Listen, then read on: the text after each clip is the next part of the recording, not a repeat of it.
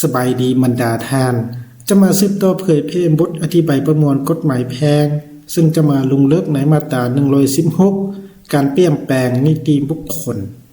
นิติบุคคลที่ได้รับการสร้างตั้งขึ้นและจดทะเบียนถูกต้องตามกฎหมายสามารถเปลี่ยนแปลงด้วยการควบเข้ากันหรือแยกออกเป็นหลายนิติบุคคลตามการตกลงหรือตามกฎระเบียบของนิติบุคคลหรือตามที่ได้กำหนดไว้ในกฎหมายที่เกี่ยวข้องตัวนี้ถือว่าเป็นเนื้อในของมาตรา116นะ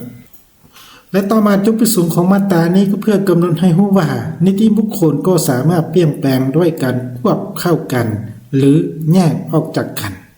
ตัวนี้ถือว่าเป็นจุดประสงค์และต่อมาตัวอย่างเพิ่นว่าให้เบิ่งตัวอย่างมาตรา117และ118ของบทอธิบายประมวลกฎหมายแพ่งซึ่งในมาตรา117และมาตรา118จะได้สืบต่อเผยแพร่ให้บรรดาท่านได้รับรู้ฉะนั้นก็ขอฝากกดติดตามเพื่อบ่ให้พลาดแต่ละมาตราฉะนั้นการเผยแพร่มาตรา116นะครับนี้ก็ได้สิ้นสุดลงเพียงเท่านี้ขอขอบใจ